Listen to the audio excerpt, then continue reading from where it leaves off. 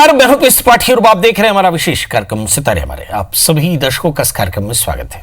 आज हम चर्चा करेंगे उस समाधान की जिसके प्रयास करने से, जिसका उपयोग करने से आपके जीवन में कष्टों की निवृत्ति हो जाती है, सभी प्रकार के कष्टों की निवृत्ति हो जाती है। जी, कार्यक्रम के दौरान बताएंगे कि ऐसा कौन सा समाधान है जिसके करने से सारे कष्टों की निवृत्ति होती है और ये कैसे करना चाहिए। इसके अलावा आपके फोन कॉल्स होंगे, आप सीधे फोन करके अपने प्रश्न पूछ सकते हैं। हमारा फोन नंबर है 07714008777। अब से आधे घंटे तक लगातार ये फोन लाइन खुली रहेगी और हमें आपके फोन का इंतजार रहेगा। तो चलिए कार्यक्रम की शुरुआत करते हैं और जानते हैं आज का पंचांग। आज शुभ संवत 2077 शक 1942, सूर्य उत्तरायण का वैशाख महीने के शुक्ल पक्ष की नौमी तिथि और दिन शनिवार। आज नौमी दिन को 11:36 तक, महा नक्षत्र रात्रि को 11:40 तक। आज चंद्रमा सिंह राशि में होंगे। आज का राहु काल 8:47 से 10:24 तक होगा।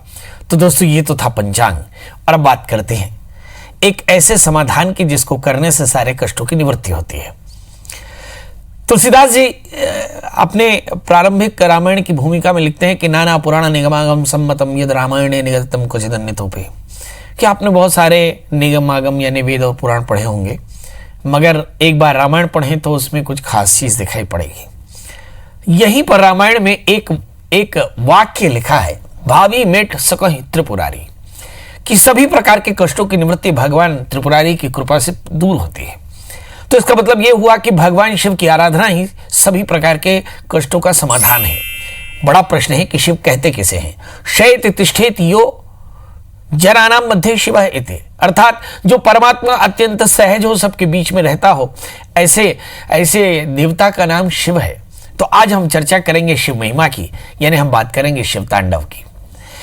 इस स्तोत्र की रचना रावण ने की थी। ऐसा कहते हैं कि इसमें 17 श्लोक हैं और 1008 छंद हैं, वो भी सविधि पाठ करना चाहिए। जो इस प्रकार से भगवान शिव की आराधना करते हैं उनसे शिव की सायुज्यता प्राप्त होती है और शिव का कल्याण प्राप्त होता है। बड़ा प्रश्न यह है कि शिव तांडव किस प्रकार से प्रारंभ हुआ। रावण जब कैलाश को लंका से ले जा रहे थे, तब महादेव ने अपने पैर के अंगूठे से कैलाश को वहीं स्थिर कर दिया। रावण का अंगूठा पर्वत के नीचे दब गया। तब महादेव को प्रसन्न करने के लिए रावण ने यह स्तोत्र की रचना की। भगवान शिव ने प्रसन्न होकर के रावण को वरदान दिया, जो आज आगे चल करके शिव तांडव के स्तोत्र का रूप बना, और उसमें भगवान ने आशीष दिया कि जो कोई भी इसका विधिपूर्वक पाठ करेगा उसकी सभी मनोकामनाएं पूर्ण होंगी। तो मतलब इस कथा में ही ये तय हो गया कि शिव तांडव करने से सारे कष्टों की निवृत्ति होती है।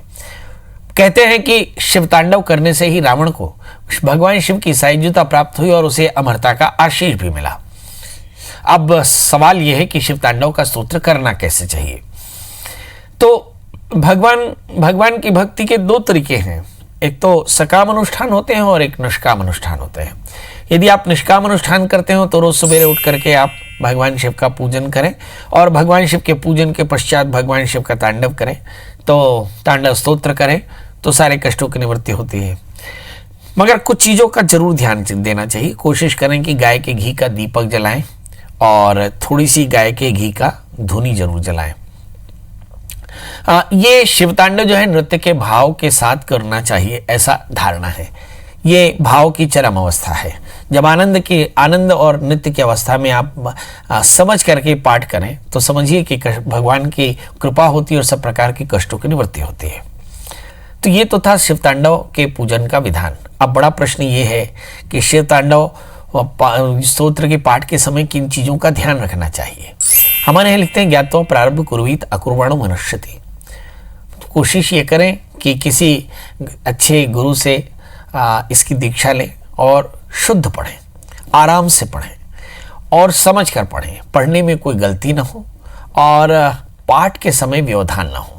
मतलब पाठ अखंड होना चाहिए। पाठ के समय आवश्यक नहीं कि आप किसी बात का जवाब दें और पूर्ण ध्यान के साथ इस पाठ को करना चाहिए। ऐसा करने से सभी प्रकार के कष्टों की निवृत्ति होती है। इस पाठ में भी अनुष्ठान का ध्यान रखना चाहिए, मतलब स्नान करें, हृदय को शुद्ध रखें, चित्त शांत हो, मन शांत हो, पूर्वाभिमुख होकर के या उत्तराभिमुख होकर के इसकी पूजा, इसका पाठ किया जा सकता है। पाठ करते समय घी का दिया जरूर जला लें। इस क्रम से अगर कोई भगवान शिव की आराधना करे शिव तांडव के स्तोत्र के साथ तो उसकी सारी मनोकामनाएं पूर्ण होती हैं। तो दोस्तों ये तो आपने देखा कि सभी प्रकार के ग्रहों की शांति, यदि आपकी जन्म कुंडली में शनि खराब हो, राहु खराब हो, मंगल खराब हो, गुरु खराब हो, सारे ग्रह एक साथ भी खराब हो, तभी भी शिव तांडव करना चाहिए। अब बड़ा प्रश्न ये है कि कोरोना के इस महामारी के बीच में शिव तांडव स्तोत्र का क्या महत्व है। तो ऐसा कहते हैं कि भगवान शिव सभी प्रकार के रोग के नाश करने वाले हैं। तो महामृत्युंजय का जप, शिव स्तोत्र, शिव चालीसा या शिव तांडव या फिर शिवाष्टक, ये रुद्राष्टक की सारे के सारे समाधान हैं जिसके चलते आप अपने जीवन में सब प्रकार का कल्याण प्राप्त कर सकते हैं। और कहते हैं महामृत्युंजय की कृपा भी मिल सकती है। मतलब यदि आप कोरोना के बीच में भगवान शिव की आराधना कर रहे हो और शिव तांडव ना भी हो सके तो आप मृत्युंजय मंत्र का जप कर सकते हैं। मृत्युंजय मंत्र छोटा है, ओम ह्रौम ओम जूम साह, ये 6 शब्दों का मंत्र है। ओम ह्रौम ओम जूम साह, इस मंत्र को सवेरे भगवान शिव के मंदिर में बैठ करके भगवान की पूजा करने के बाद दिया जला करके आप कर सकते हैं, या फिर अपने घर में भगवान शिव की पूजा करके और इस मंत्र का जाप कर सकते हैं। कोरोना के बीच में इस भगवान शिव की पूजा अत्यंत फलदायी होगी। यदि आप चाहते हो कि कोई व्यक्ति बहुत ज़्यादा बीमार हो और आप चाहते हो कि व्याहृतियों के साथ आप इस मंत्र का जाप करें तो इसी मंत्र को थोड़ा सा विस्तार कर लें। इसमें व्याहृतियाँ भी लगी हैं, धारणा भी है। ओम होम ओम जूम सह ओम भूर्भुवः स्वः त्र्यंबकम यामहे सुगंधिम पुष्टिवर्धनम उर्वारुकम इव बंधनान् मृत्योर्मुक्षीमामृतात्। अब व्याहृति उल्टी हो जाती है, स्वरोम भूर्भुवः सह जूम ओम। मतलब इस तरह से उल्टी सीधी व्याहृतियों के साथ अगर आप भगवान महामृत्युंजय का जप करें तो भी रोगों से मुक्ति मिल सकती है। तो दोस्तों इस कोरोना के बीच में बहुत तरह के उपाय किए जा सकते हैं। इसमें पहला काम तो यह है कि भगवान शिव के नाम का ध्यान करना, दान करना, जीव सेवा करना, स्वाध्याय करना, सत्संग करना और बेवजह यात्रा से बचनी चाहिए। चलिए तो अब राशियों का सफर शुरू करेंगे। 12 राशियों का हाल बताएंगे। तो राशियों का सफर शुरू करें और पहली राशि आती है मेष यानी जिस पर चर्चा कर लेते हैं। मेष राशि वाले जातकों के लिए देखते हैं कि समय लग्न में बुध और सूर्य एक साथ बैठे, मतलब ये उच्च के सूर्य बुध के साथ में बैठ जाएं तो सारी मनोनुकूल इच्छाएं समय पर पूरी हो जाती हैं। तनाव थोड़ा सा कम करने के लिए प्रयास करें, यानी थोड़ा सा वर्कआउट करते रहें। कुछ लोगों को सर्दी की परेशानी हो सकती है, क्या करना चाहिए? तो भगवती महामाया के दर्शन करें। कहते हैं शनिस्तु जाप्यमान इसमें स्तोत्र संपत्ति रुचि गई है। ऐसे भगवती का आराधन करने से भी सभी प्रकार के ग्रह दोषों की निवृत्ति होती है। और थोड़े से पंचामृत का या खीर का दान करें तो आज का दिन आपके लिए बेहतर होगा। बात कर लेते हैं दोस्तों वृषभ राशि की। इस राशि वाले जातकों के लिए देखते हैं कि आज चूंकि लग्न में शुक्र है और भाग्यस्थान में बुध सूर्य है तो कोई अच्छी खबर मिलेगी, सफलता की खबर। मगर परिवार का भी अच्छा सहयोग मिलेगा। बदलाव की सूचना थोड़ा सा तनाव दे सकती है। इस समय थोड़ी सी एसिडिटी हो सकती है क्योंकि आपके इमोशनल स्टैग्नेशन है, मेटाबॉलिज्म जो है वो वीक है आपका, यानी काफ़ी दिनों से आपने भागदौड़ नहीं की है, चले फिरे नहीं है, तो इसलिए शायद ऐसा हो सकता है। तो पहली सलाह तो कि वृषभ राशि वाले जितने भी जातक हैं थोड़ी सी स्किपिंग कर लें। अगर वजन ज़्यादा हो तो थोड़ा छत पर ही चल लें, पैदल चल लें, अपने घर में ही चल लें, तो इससे आपको काफ़ी फायदा होगा, यानी मेटाबॉलिज्म आपका बढ़िया रहेगा। और साथ में भगवान सूर्य को अर्घ दे दें। इसके लिए जल्दी से उठना बहुत जरूरी है और अर्घ दे करके ओम गृणी सूर्याय नमः, बड़ा आसान सा मंत्र है, सूर्य के मंत्र का जप करें और थोड़ा पंजीरी का दान कर दें तो आज का दिन आपके लिए बेहतर होगा। अब बात कर लेते हैं दोस्तों मिथुन यानी जमिनाई की।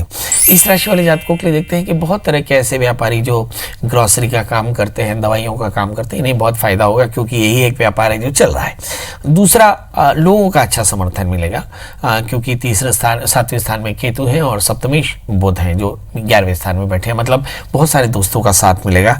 थोड़ा सा राहु के कारण निर्णय में भ्रम की स्थिति हो सकती है, तो बड़ों की सलाह लेनी चाहिए। जब आप कहीं फंस जाएं तो अपने बड़ों की सलाह लें क्योंकि उनके पास अनुभव बहुत ज़्यादा होता है। तो बृहस्पति के मंत्र का जप करें, बड़ों का आशीष लें, हो सके तो लड्डुओं का दान करें, ना हो तो गुड़ चने का दान करें, तो आज का दिन बेहतर होगा। बात कर लेते हैं दोस्तों कर्क राशि की। कर्क राशि वाले जातकों के लिए देखते हैं कि इस समय सेवा में काफ़ी फायदा होगा। एग्जैक्टली अगर हम देखें कि दुनिया में दो ही आध्यात्म के काम अच्छे हैं, एक सेवा और दूसरा सुमिरन। तो एक तो भगवान के नाम का स्मरण करना चाहिए और सेवा करना चाहिए। अब सेवा बड़ा विस्तार से है। सेवा, जीव सेवा में नवधा सेवा होती है कि हर प्रकार से सेवा की जा सकती है। तो आप सेवा और सुमिरन का ध्यान करें और साथ में अगर काम में विलंब हो रहा हो तो उसे अपने काम को समय पर करने के थोड़ी सी कोशिश करें। थोड़ा पार्टनर्स के साथ में कोऑर्डिनेशन में थोड़ी तकलीफ आ सकती है क्योंकि आपके 7वें स्थान में शनि मंगल बृहस्पति एक साथ बैठे हैं। इस समय विवाद से हानि हो सकती है। क्या करना चाहिए? चंद्रमा के मंत्र का जप करें, बच्चों को खीर बना करके खिलाएं तो आज का दिन आपके लिए बेहतर होगा। बात कर लेते हैं सिंह राशि की। इस राशि वाले जातकों के लिए लिखा है कि भाई लग्नेश सूर्य बुध के साथ में बैठे भाग्य स्थान में, तो ढेर सारी अपॉर्चुनिटीज हैं आपके पास में। मगर मन अशांत है। मन अशांत इसलिए क्योंकि दशम स्थान में शुक्र बैठे हैं। वर्क प्लेस में काफी ज्यादा परेशानियां चल रही हैं। रिश्तों में थोड़ा सा तनाव हो सकता है क्योंकि सप्तम छठे स्थान में है। क्या करना चाहिए? आपको चाहिए कि गाय को आहार दें। कहते हैं कि सभी प्रकार के देवता गाय में बसते हैं और भगवान कृष्ण का एक नाम गोपाल है, गाह पाले यति गोपालो। और भगवान का जो भगवान के रहने की जगह गोकुल है, मतलब भगवान गोलोक में रहते हैं या गोकुल में रहते हैं। तो ऐसे भगवान कृष्ण की प्रीता के लिए गाय की सेवा करें और केतु के मंत्र का जप करें तो आज का दिन आपके लिए बेहतर होगा। बात कर लेते हैं दोस्तों कन्या राशि की। इस राशि वाले जातकों के लिए भी देखते हैं कि आज का दिन बहुत अच्छा है। किसी खास आदमी से मुलाकात होगी और कुछ नए काम का ऑफर हो सकता है। कुछ लोगों को एलर्जी की परेशानी हो सकती है, थोड़े से इम्यून सिस्टम के वीक होने के कारण है। थोड़ा पानी ज़्यादा पिए, थोड़ा सा वर्कआउट कर लें, स्किपिंग कर लें तो ठीक हो जाएगा। क्या करना चाहिए? शनिश्चर मंत्र का जप करें, जीव सेवा करें और काली चीज़ों का दान यानी काले तिल, काले नर, काले उड़द का दान करें। भगवान शिव का अभिषेक करें तो आज का दिन बेहतर होगा। अब बात कर लेते हैं दोस्तों तुला राशि की।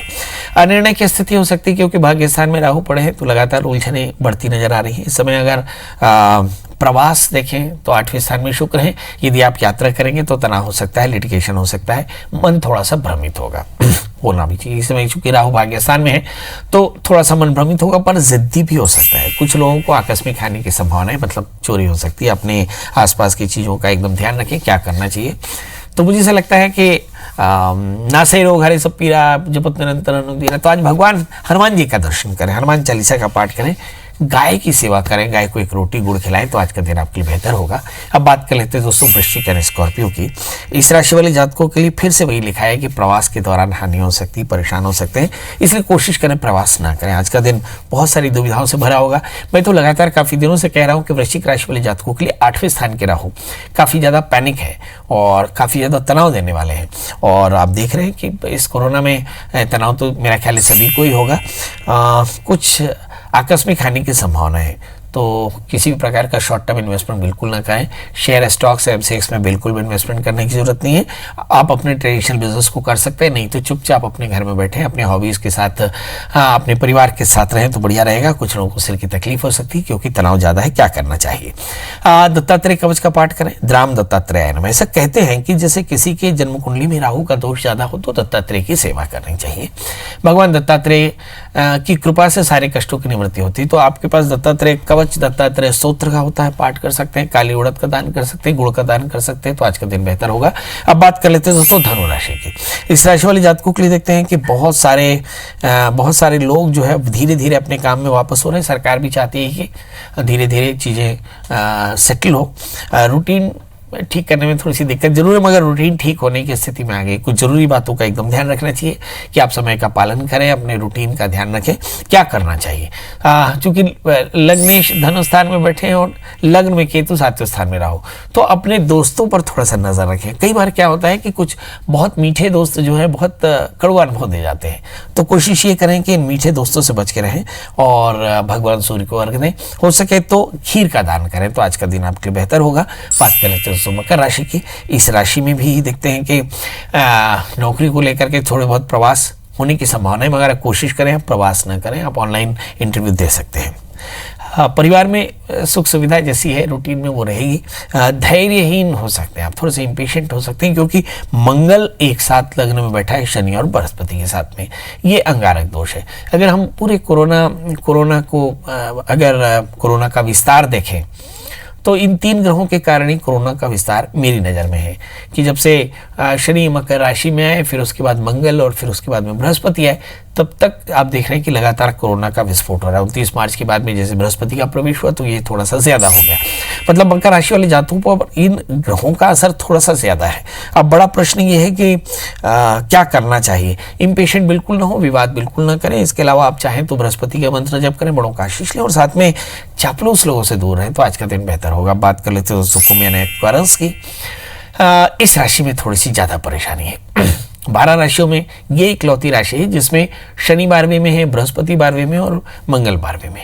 बृहस्पति का ग्रह बल सबसे ज्यादा होता है, शनि का ग्रह बल ज्यादा होता है, मंगल का ग्रह बल ज्यादा होता है। तो ये तीनों जब 12वें बैठ जाए तो जीवन में काफी परेशानियां हो सकती हैं। मन और शरीर दोनों में परेशानी हो सकती है। अगर आप यात्रा कर रहे हो, अव्वल तो यात्रा ना करें। अगर बहुत जरूरी हो तो पानी जरूर ले लें, साफ पानी, क्योंकि इन दिनों में पीलिया भी काफ़ी फैला हुआ है। तो पानी पीने के लिए बल्कि उबाल करके आप छान करके पानी पिए तो अच्छा रहेगा। क्या करना चाहिए, भगवान शिव का नाम ओम नमः शिवाय इस मंत्र का जप करें, खीर का दान करें और हो सके तो श्री सूक्त का पाठ करें, ओम नमः शिवाय इस मंत्र का पाठ करें तो आज का दिन बेहतर होगा। अब बात कर लेते हैं दोस्तों मीन राशि की। मीन राशि वाली जातकों के लिए देखते हैं कि अपनों का साथ बढ़िया मिलेगा। ये अगर 12 राशियों में सबसे अच्छी राशि है तो मेष और मीन राशि, क्योंकि इनको बहुत तरह की अपॉर्चुनिटीज है। इसमें मन भी प्रसन्न रहेगा, चित्त भी उदार रहेगा, 2 रोटी सुकून की मिलेगी और साथ में नजदीकी रिश्तों के लिए ढेर सारा समय भी मिलेगा। चलिए क्या करना चाहिए, आप भी आज हनुमान जी का दर्शन कर लें, हनुमान चालीसा का पाठ कर लें और गुड़ चने का दान करें तो आज का दिन बेहतर होगा। तो दोस्तों ये तो था मेष से लेकर के मीन काल। सभी दर्शकों का स्वागत के साथ हमारे साथ 2 कॉलर जुड़ चुके हैं। पहले कॉलर है प्रीतम जी, दूसरे हैं दलविंदर जी। आप दोनों से प्रार्थना है कि आप लाइन पे बने रहें। प्रीतम जी डेट ऑफ बर्थ, टाइम और प्लेस बताएं। 1/8/1995। समय बता दें। समय सवेरे 7 बजे। जन्म स्थान बिलासपुर छत्तीसगढ़। प्रभु क्या जानना चाहते हैं? सर मैं कई बार हो गया नौकरी ट्राई करते हुए, लेकिन इन वक्त पे आके ना हाथ से निकल जाता है। तो पढ़ाई क्या की है आपने अभी? पढ़ाई मैंने कॉमर्स की है, बीकॉम ग्रेजुएट हूँ जी। और क्या बनना चाहते हैं? मैं सीए बनने का सपना है मेरा, लेकिन अभी फिलहाल उतनी पढ़ाई नहीं हुई है। फिर भी मैंने आरटीओ में सरकारी नौकरी के लिए अप्लाई किया था, लेकिन इंटरव्यू के टाइम एंड डेट में मेरा नाम हट गया। ये जादूगरी से हुआ कि आपने अच्छे से प्रयास किया था? तो कैसे हुआ? प्रयास अच्छे से किया था, एकदम मेरा नाम था शामिल इंटरव्यू में। चलिए, ये जादूगरी हो सकती है क्योंकि हिंदुस्तान है। हमारे हिंदुस्तान में मेरा ख्याल है कि ऐसा लगता है कि सारे देश का जो संचालन है वो भगवान ही करते हैं, इसलिए सरकारों से और प्रशासन से ऐसी अपेक्षा जरूर है। बहुत सारे लोग ऐसी शिकायत करते हैं, मगर आपको अपने काम पर भरोसा होना चाहिए, लगातार प्रयास करते रहें। शासकीय नौकरी ना हो तो आप अच्छे चार्टर्ड अकाउंटेंट बन सकते हैं, मगर उसके लिए आपको अच्छे से पढ़ना होगा। अच्छा देखिए, आपका जन्म लग्न सिंह है, आपकी राशि कन्या है और आपके जन्म कुंडली में महालक्ष्मी योग है। तो मुझे ऐसा लगता है कि यदि महालक्ष्मी योग है मतलब खूब सारा धन कमाने वाले हैं, खूब पैसे वाले होंगे। तो मेरी तरफ से अभी भी आप एक मेरे तरफ से एश्योरेंस ले लें कि यदि आपने अच्छे से पढ़ाई की तो बहुत आगे जाएंगे, मतलब बहुत आगे जाएंगे। बस एक चीज़ याद रखिएगा, आपको अपने प्रयास पर विश्वास होना चाहिए, क्योंकि शासन को लगातार दोष देने से भी फायदा क्या। इस समय राहु में शनि की अंतर्दशाएं चल रही, मुझे ऐसा लग रहा है कि आपका दिमाग सचमुच थोड़ा सा डाइवर्टेड भी है, क्योंकि शनि आपकी जन्म कुंडली में 8वें स्थान में है। तो कोशिश करें फ्रेंडशिप से बाहर जा करके और आप चित्त को एकाग्र होकर के पढ़ाई करें।